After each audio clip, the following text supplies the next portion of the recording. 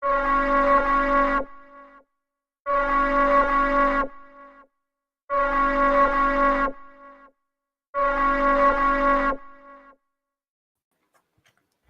everybody. Welcome to New York Talk. This is the Rotherham United podcast with another emergency podcast. Only a couple of weeks ago, we had the emergency podcast for the departure of Steve Evans and the arrival, temporary arrival of Matt Hamshaw. And we are back now with the permanent arrival. That's not the right phrase, is it? Permanent, what's the word? Permanent appointment. Permanent appointment of Matt Hamshaw for 3 years. Well, 3 and a bit years, obviously, because we're partway through a season. So we'll go through the news that broke today, our thoughts on it, and what we think it means for the future. First of all, Mick's with us. How you doing, Mick? Oh, good, mate. How you doing? Yeah, very, very, very good. And Joy's back. How you doing, Joy? Yeah, very good as well. Thank you, Matt. Excellent. Loads of people with us. Martin Holland says, good evening, everybody. Great news from the club. Stevie Mick says, hello, dragging himself from the man flu sickbed to listen. Stevie.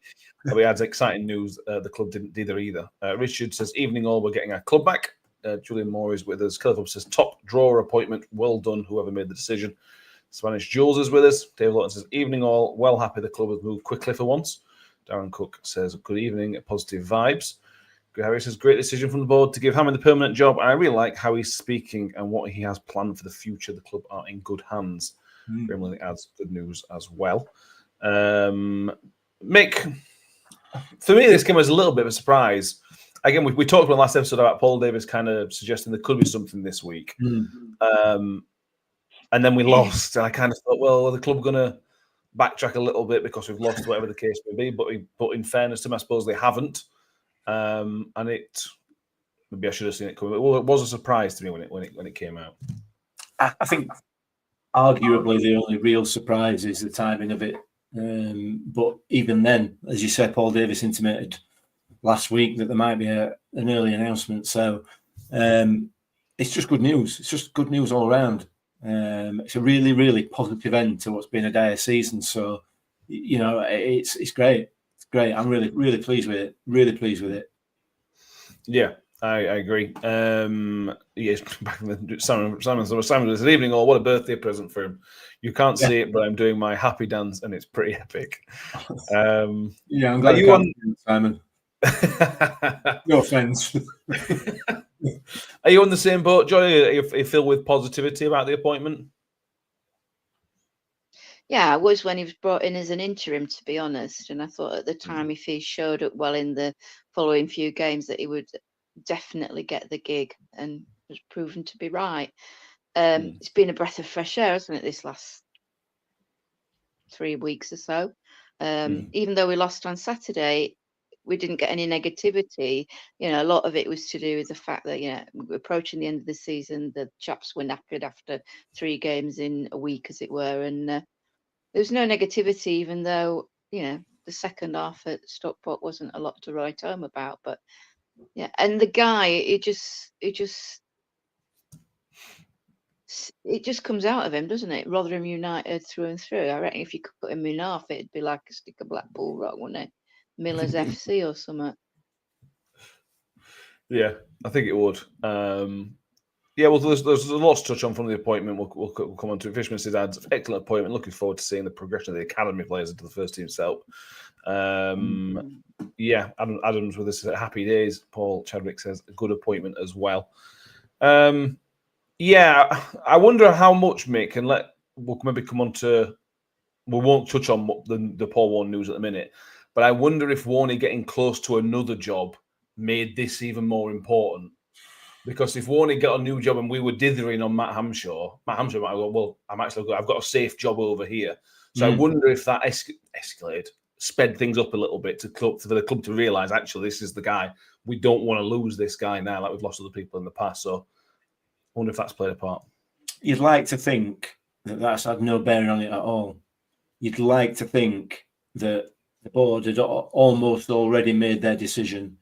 And the improvement in everything around the club, the atmosphere around the club, has sealed the deal as far as they're concerned. You would like to think that that's the case, and I'm going to stick with that. I'm going to stick with that for the moment, and let's be positive. Let's not try and throw any cold water on this, because the bounce that we've had is fantastic. The atmosphere around the club is so much improved. Let's stick with that. They've made the right decision, and they've made it in a timely manner, which can't be said. Which is a learning point that they've taken on board from last time. Maybe let's use that as another positive. So yeah, I don't know whether it's had a bearing on it or not. Probably not. Not. It's I don't know. We'll never know, will we? Never. No. It's good to speculate, though, isn't it? That's what we do as a podcast. We've got to try and get half an hour out of this. Something we thought was going to happen anyway. Let us, I think, dispel another negative. I think Palmer says it just feels like Tony has spent all of his money on Evans, is now looking for some cost cutting. There's some people, Joy, and I think this is the minority, but some people are suggesting this as a cheap option to bring Matt Hamshaw in. I disagree with that strongly, but where do you sit on that? It may be. We don't know the pounds, shillings and pence behind it. It might be the cheap option, who knows? But whether it's a cheap option or not, it's the right option. It's the correct option. So whether people say it's cheap, Tony being cheap, who cares? Who cares? There you go. The thing is with it, like Joy said, she's absolutely right. I think it doesn't matter whether it's a cheap option or otherwise, it's the right option. And it's all about getting the right people in the right jobs. We've said this so many times. And there's no doubt that Matt Hamshaw's abundantly qualified to do the job of coaching the team. He's going to learn. He's going to have to learn about being a manager, which is a different matter altogether. But he's quite clearly a switched-on, clever bloke. He will learn. He will learn. There's no doubt about that. And he's spent a long time working closely with Warney at Rotherham and at Derby, so he knows the ins and outs of the trade. He will make some mistakes. There's no doubt about that. And we as supporters and the club have got to stick by him through that, because he's a brand spanking new manager straight out of the box, so to speak. So the key is going to be how he's treated by the chairman, and if he's treated the same way that Warney were treated, then it's going to be a lot more difficult a job. If he's given the freedom that Matt Taylor was given and the freedom that Evans was given, then the only way is up. Because what you've got here is an extremely capable man who wears this football club's badge with absolute pride. And he's, to be fair, he's living all our dreams. He's not only is he living his own, he's living ours as well. Because he's grown up exactly the same way that we've grown up in footballing terms. It's his club, so that's going to create more pressure for him. But it is a positive as well. So what question? I don't think I asked a question. All right, you didn't. I interrupted, didn't I? Telegram says evening upwards and onwards is always doom and gloom supporters. I keep losing Joy tonight. I'm sure she'll stick with us. Back in the Simon said, to Danny's house by the looks of it. Yeah, exactly. Simon says, well, said Joy took what Tunnis Stewart earlier was pitch perfect. Yes, I acknowledge it. Somebody probably wrote it for him, but we'll take it. Poundwed again with a comment which is worth mentioning in here. Poundwed says, do you think he will get the backing of Evans and Taylor, or do you think it'll be like what it was with Warne? And I think this is a positive, Joy, a real positive of Hamshaw being with Warne to start with. He will know firsthand what Tunnis was like to work with. So he's not going in there, because I think what some managers do on their first job is they go in and take anything because they want to get into management. I get the vibe from Matt Hamshaw that his head is well and truly screwed on, and he won't have just accepted anything to get the job. I suspect he will have wanted X, Y, and Z from Tunnis, some guarantees about progression and whatever the case may be. I think the fact he was been before and knows Tony Stewart will hopefully have a really big impact on Tony Stewart and the relationship they have, and hopefully we see some positives from that. I mean, I would hope so. I mean, in the interviews he's given subsequently, he's come across as very clear in that him and the management are talking from the same hymn sheet, as it were. So one assumes that he is happy with what has been offered or stated as the backup he's going to be getting, and hopefully that is delivered. I mean, and that's all we can say, isn't it? Because we don't know the ins and outs of it.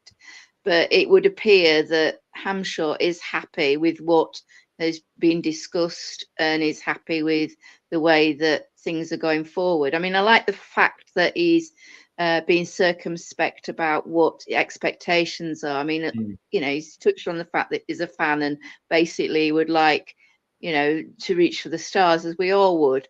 But that's tempered with the fact that he has got that experience and he knows that he's working within a particular football climate here in Rotherham.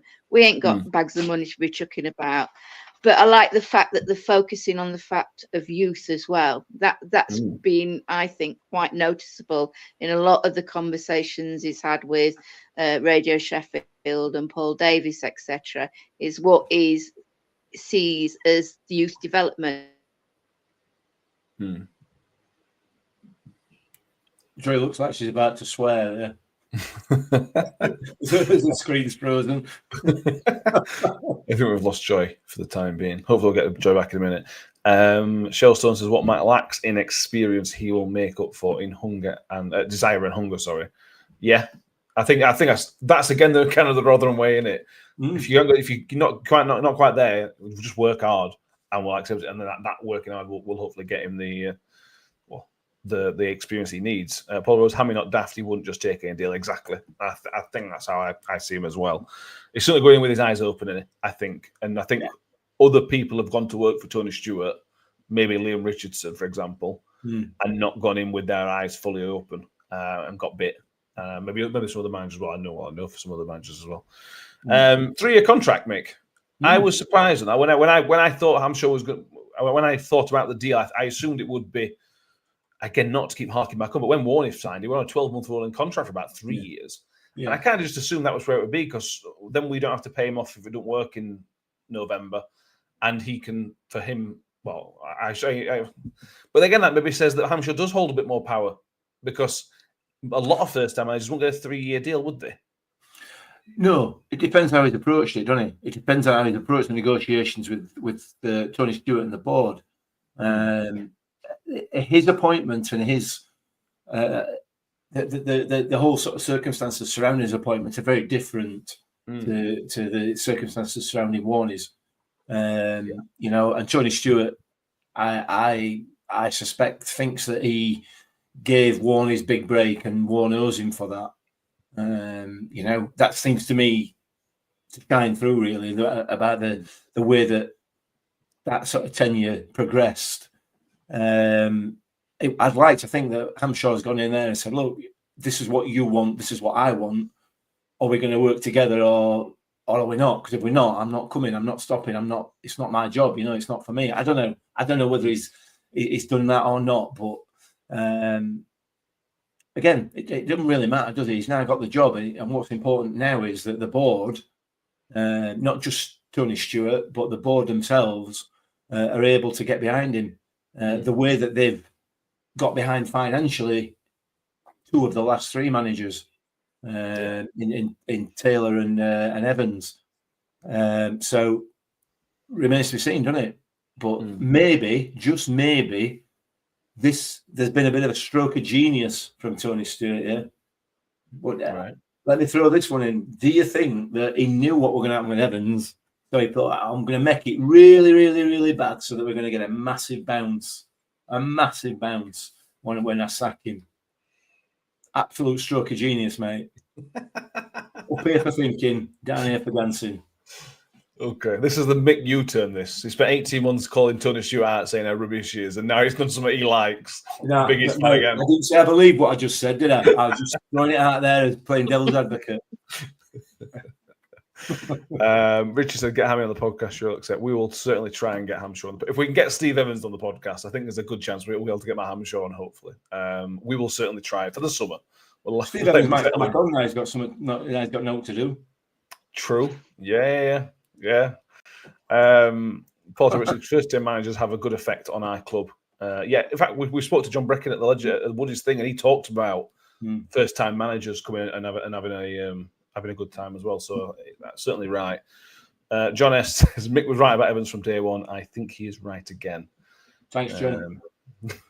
Mick's ego is boosted again. Phil says the only negative is he hasn't the experience and pressure of being the main man. It's totally different when he's in the hot seat, and this plays into staff for me, Joy. As part of the statement, they said that he will bring his own staff in, and Andy Warrington will return to being just a goalkeeping coach in the summer. And much like Richie Barker was an important appointment for Paul Warne, Hamshaw's going to have to find his own Richie Barker, somebody with bags and bags of experience who can pick up the slack, pull him back when he needs to, and whatever the case may be. The assistant manager appointment is not as important, but it's almost as important as actually Hamshaw himself and making sure that's the right decision as well. I agree. It's interesting to know who is likely to be in the frame as well, isn't it? I've sort of been racking my brains thinking about, who was his cohort when he was on these FIFA training courses, UEFA training courses, because they seem to do that ex-teammates, so that would mean another Wednesday out possibly, wouldn't it? So I don't know. Are you guys any idea who you might have, or do you think you might appoint from internally like he did and brought the guy up from the youth team, like what Warney did with him? Possibly, I could see Scarlett getting the job senior, but I would have hoped there'll be somebody more senior assistant wise. But I think Scars seems pretty well thought of, so I wouldn't be against that at all. Although there was talk of Woody as well. Terry Femi says Woody. There was talk of Woody coming back as a coach.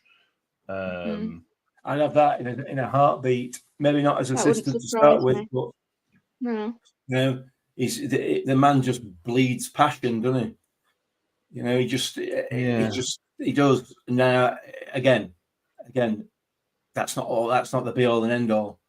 But it's what we have liked since Paul Warne left this football club. It's absolutely what we have liked since he left.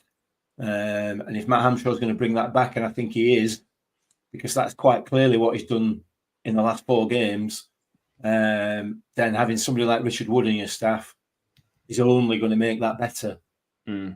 So we'll see. I mean, Woody's not finished his playing career yet, has he? Let's be fair. So that might be a long way off. But play a coach. Say again. Play a coach. No, I don't think he's going to be. I don't think he'll be playing again next season, will he? I wouldn't have thought. Yeah. It could be interesting. Joy, you mentioned then about it could. In my head, I thought it'll just go somebody experienced, but it could go somebody young, somebody inexperienced, but with those new ideas, those kind of new ideas in football and the courses that they kind of teach, which we've lacked a lot of. Everything we've done has kind of been old school. Even the positive good managers Evans and Warney, everything they did tactically was quite old school, weren't it? Wasn't fresh new ideas. It was just kind of easy stuff, normal things. So it'd be interesting to see if Hamshaw's got any contacts that he could bring something new into the new ideas and whatever. That's for the summer. He said that won't be till the summer. That comes in. Harry suggesting possibly Ryan Cresswell. Jason Wick says bringing back the good vibes onwards and upwards. Russ Vernon saying Peltz maybe he's retired. That's certainly a possibility. Shell Summer saying the same thing. Do we need someone with experience in a type like that, or would Philly Peltier fill the role? Interesting. Don't know. I know Peltz was doing his coaching badge. He did it with Sean Morrison, didn't he? In Cardiff. You've got his number, Matt. Give him a ring. I ain't got his number. Job. I ain't got his number. We should be using this to put a plug. In the summer, we've already spoken to Lee Peltier. We didn't ask him about if he wanted to come back to Rotherham because when we spoke to him, Steve Evans was still here. But that will be out in the summer. So keep an eye out for the Lee Peltier interview because that is coming very, very shortly. Yeah, I don't know. I don't know where else to cover with this one. It's interesting. What else is to say about this, Mick? Because we don't know. The thing is with Matt Hamshaw, if it was let's pick Michael Duff, if we could say, right, Michael Duff does that, he brings in this kind of player, we know his style, we know his media personality, so we could cover everything. We got it, we know it, because he's doing it everywhere. With Matt Hamshaw, everything's still new, and I quite like his media style so far, but again, that will evolve and change over time when we're struggling, when we're doing well and things like that. It's difficult to kind of pick out, I like this, don't like that, because it's also brand new in so far. It's difficult to pick out any specifics, really, isn't it? Yeah, it is. It is. Thanks for that. You don't give me hope to work with it, have you? Nope. Yeah, it's a really, really, really good appointment.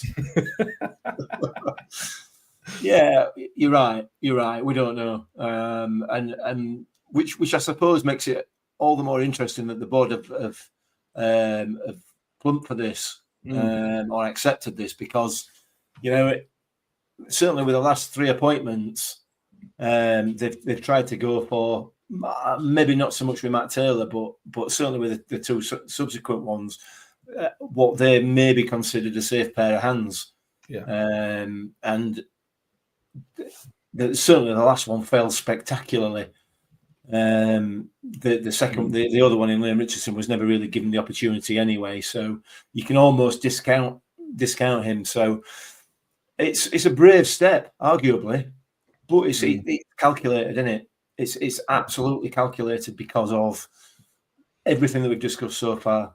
It's really positive, but they have to treat him properly and treat him with some respect, like they have done with the last two out of the last 3. Yeah. Well, if I know anything about people from Rotherham, they stand up for themselves. So I'm pretty sure Matt Hamshaw will not be backwards in coming forwards until in standing up for what he wants and what he needs to be successful. Hope. Harry says the Paul Douglas interview was good. He thought it came across quite well. You've got to whisper that, Harry, because some people really, really hate him. But I agree, Harry. I thought it came across really well. Do you think it's interesting at all that Tony Stewart wasn't at the press conference? Are we keeping Tony away from live things at all, or do we just not read into that at all? I'm just making things up. What do you reckon on that one? Is he on holiday again? Probably in Macedonia again. I've not seen the interview, so I don't have a problem with Paul Douglas. I know a lot of people do. I don't. I've met him quite a few times. I quite like the bloke. And it's very, very easy to sit from the outside and say, what does he do? What does he do? And as soon as you can't put your finger on exactly what they do on a day-to-day basis, you can call them out when things aren't going well. So I think Paul Douglas tends to be the butt of most of that when things aren't going right behind the scenes. It may be true, I don't know, but yeah, I think it's probably right that Tony Stewart is not necessarily directly involved in any PR stuff at the moment. Yeah. He's got bigger fish to fry. He's made or been party to a really important decision, and he's got to stand by it now, and he's got to back it up. So yeah. Yeah, and I'm sure there's been in constant contact with him as well. Whether that doesn't really matter, I suppose. There's obviously talk now goes to the summer joy. The 2 big questions would be: are Hacks or Cam Humphreys going to stay? I like to think it will make a difference, but at the same time, I don't think it will, because I think Hamshaw kind of mentioned it. You never know when their heads are kind of turned already, and if Hacks and Cam have got a decent agent, they'll already have 2 or 3 people interested with some decent offers already. So for me, I don't think this changes anything from their point of view. No, I mean, one would assume that they've got irons in the fire, as Ronnie would say. So, it'd be nice if I'd be surprised if they did stay, put it that way. Yeah. Particularly Cam, after where he's been treated this season. Hacks, I don't know, because he's very passionate, isn't he? Mind you, they both have been this last few games. Can't say neither of them have been. So, but at the end of the day, it's a short career, and you've got to go and think of yourself and your family, haven't you? And the bills you've got to pay at the end of the day. And I mean, in Paul Douglas's interview, he did sort of remark upon that too, about the fact that we will actively be seeking to have conversations with both of them, but at the end of the day, if someone comes in with couldn't say it more, then they're not likely to stay. No, exactly. As ever this at Rotherham. No, exactly. We're terrible at keeping people. Terrible. Steve Mix, I'd rather keep Hacks if I could keep only one. Yeah, I think if you were going to keep one, it would be Hacks because of his versatility. I wouldn't be surprised.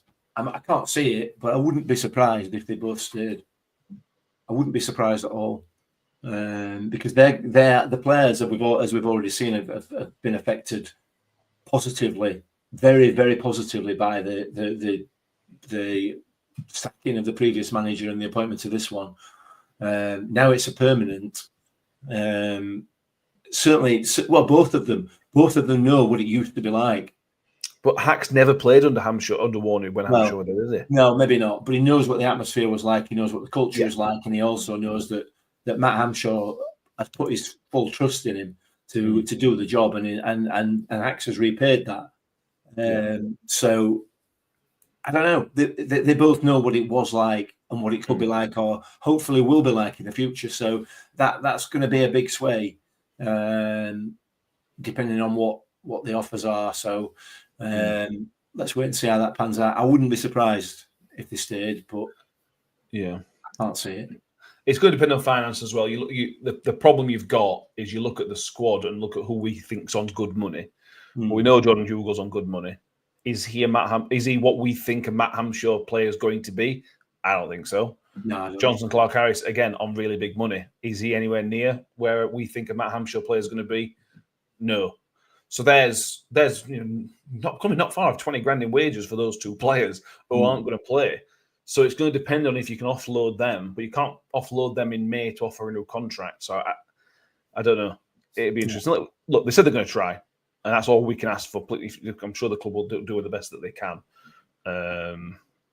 But where we are, that's another bridge to cross. Also, there are two assets that if you can get them on a deal, they're going to be saleable assets. Particularly the way that they will improve. There is no doubt that they will improve and develop under Matt Hamshaw. No doubt whatsoever. So that's speculate to accumulate and all that. We don't do that, do we? No, we don't. No. We're moving into the Centenary, though, Mick. And it's just beautiful. And Rotherham lad, Rotherham manager in the 100th year of Rotherham United.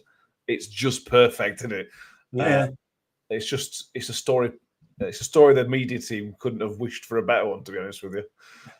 Not half, particularly if we have a decent season next year. Yeah. It would be. It would really, really top it off. So it's a good start to it. Do you think that could be a reason that Tony might loosen the purse strings as well? Maybe to go for it big time in Centenary with the Rotherham. Yeah, maybe. I don't think he's that sentimental, to be honest, when it comes to money, but we'll see. You've got two Yorkshiremen in charge of a Yorkshire club now. Which way is that going to go, do you think?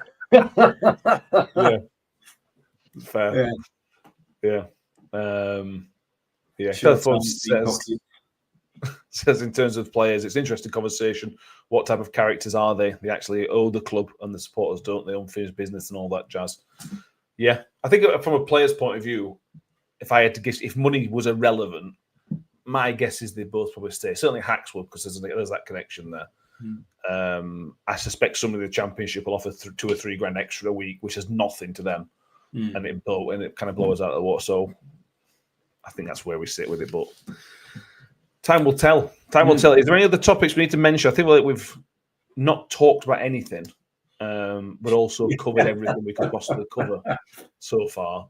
So we're going to be a pretty short one. We're back again in 2 days' time. We're back again on Thursday for the preview of the Easter weekend. Is there any other topics you want to cover about Matt Taylor? Matt Hamshaw. A long week already. It's only Tuesday. Yeah, that's going to be that's a difficult one. Going to be a difficult one, isn't it? Matt, in space of 4 managers. Too many Matts. Too many. You have to change your name, mate. Yeah, I was mentally I thought unprepared he for this was episode. Matty though, rather than Matt. I don't Matty know. Hamshaw. I hope so, because that'd make things easier. Yeah. Yeah, might do actually. Good point. Paramount will miss Steve Evans. My wife won't. No. I'm glad it's all over. I'm just so happy that it's all over. I think us as supporters, or a lot of supporters, have benefited from the new manager bounce as well. Let alone the players on the pitch. The club has. Like I said, maybe it was a stroke of genius from Tony Stewart in the first place, but never wanted him. Made that very clear right from the very, very start. And I'm very, very pleased to see the back of him. I don't want to see him forward again. Yeah, absolutely. 100%. 100%. Yeah. James Davis, what do you think about the comments about improving relationship with other clubs so future stars want to come to Rotherham United? And this is another thing. We talked about throwing everything away under Warney left. It wasn't just the man of Paul Ward. We had Jordi Asai Tutu from Arsenal and Brooke Norton-Cuffy from Arsenal. They clearly trusted Rotherham United and that coaching staff with these young players. And I think of a club of our size, getting those relationships with those clubs like that is huge, because we can't financially compete with Wrexham. But let's assume Wrexham don't go up. But we can then compete as a club where we are trusted to look after their really, really bright stars. So I think that's absolutely massive, James, and I'm glad that. To be honest, I'm glad he mentioned that, because again, for a club like us, we've seen some of the good loans we've had in the past and how they've really impacted us and helped us. So yeah, but I'll be honest. Go on. That again goes back to what we talked about all season about the culture behind the scenes at the football club. Yeah. You know? And that's what's changing. That's what's changed. So yeah, happy days. Yeah, the Crabtree, we're all right for experienced players who might not spend all that much bringing younger players in. I suspect this summer window is going to be a really, really exciting one, because he's right. We don't need another Liam Kelly type player, because you've got Liam Kelly. You don't need another right back necessarily, unless you want an attacking one, because you've got Joe Rafferty and Reece James in there. You don't need another experienced striker, because we've already got loads of them. So I think it could be a summer of exciting players that come into the club. Pretty young, exciting players that come into the club. Well, he did make the comment, didn't he, in one interview that I heard, that he wanted to bring the average age of the team down. Yeah. Ooh, we've heard that before. Which is good. We did hear that before. Before it went up. It did go up after under Evans. Anyway, moving on. Yeah. Anything else, Mick, Joy? Anything else you want to mention? I'd like to be back in 2 days so we can cover more. But is there anything else you two want to mention? Not for me. Just a happy bunny. Yeah, absolutely. The breath of fresh air around the club is fantastic. It just feels a different place. Like I said, we're back in a couple of days' time. So if anybody wants to mention anything, get in touch with us, and we'll kind of do the preview shows. We'll have much more time on Thursday to talk about a few more bits as well. So if you want to get in touch with us, any topics, or just join us on Thursday and put in the comments what you want us to talk about. Make sure you've subscribed if you haven't done so already, because we do appreciate that. See how many likes we can get. The last few episodes have been very, very close to 75 likes in each of the last 4 episodes. So we can finally get over that one. That'd be a nice milestone for us to hit. So please do hit the like button. Make sure you follow us over on Twitter. If you're listening to iTunes and Spotify, make sure you give us a 5-star rating, thumbs up, whatever your provider allows you to do. Mick, thank you very much. Joy, thank you very much. Very welcome. See you next time. And as always, up the Millers. Up the Millers. Up the Millers. Bye. Ravel. Vicious. But brilliant. Mule with it. Wood's got round the back. And Richie Wood has done it again. The magic man has come up with another trick. Well, here's a chance to seal it. It's done. It's Georgie Kelly.